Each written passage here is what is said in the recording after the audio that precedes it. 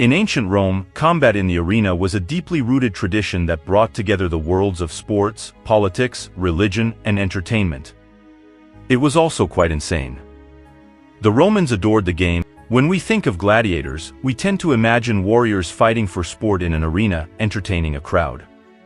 But it wasn't always like that. Long before the games became a public event, gladiator combat was part of the funeral rituals of the Roman upper class.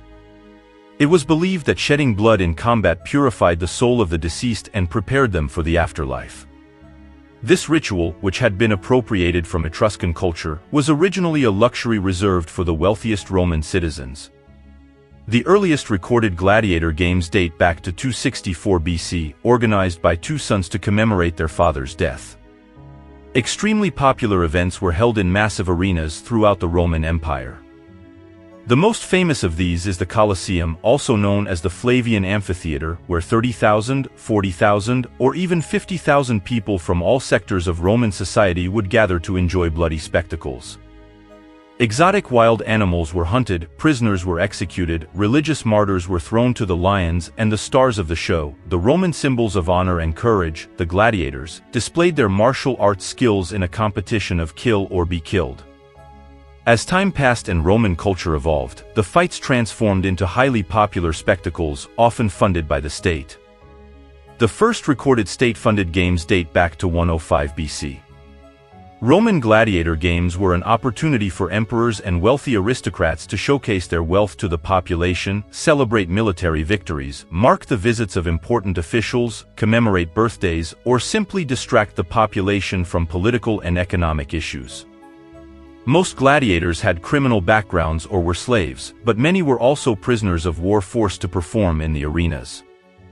There were also cases of bankrupt aristocrats who were forced to risk their lives by the sword.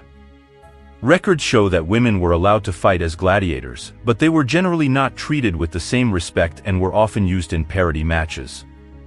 Despite being forced into combat, gladiators saw themselves as a kind of brotherhood. Some even organized into unions or colleges with their own rules. When a warrior was killed in battle, these groups ensured that the gladiator received a proper funeral and a tombstone inscription honoring their achievements in the arena. Additionally, they received monetary compensation for their family if they had a wife and children. Gladiators fought with various weapons and armor, depending on the class they belonged to. The term a gladiator gives a direct reference to their primary weapon, the gladius, a short sword. There were several smaller types of gladiators with various combinations of weapons and armor, including archers, boxers, and the famous bestiarii who fought against beasts in the arena.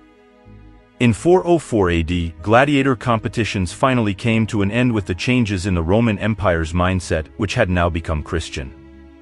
Emperor Honorius had closed the gladiator schools 5 years earlier, but the final straw came when a monk from Asia Minor attempted to stop a fight by jumping between two gladiators to prevent bloodshed. As a result, the crowd became enraged and stoned the monk to death. After this incident, Honorius formally banned gladiator competitions. Of course, many Romans mourned the loss of a pastime that had been a part of their daily lives for many years. And if you enjoyed learning more about the incredible history of Roman gladiators, don't forget to leave a like and subscribe to our channel.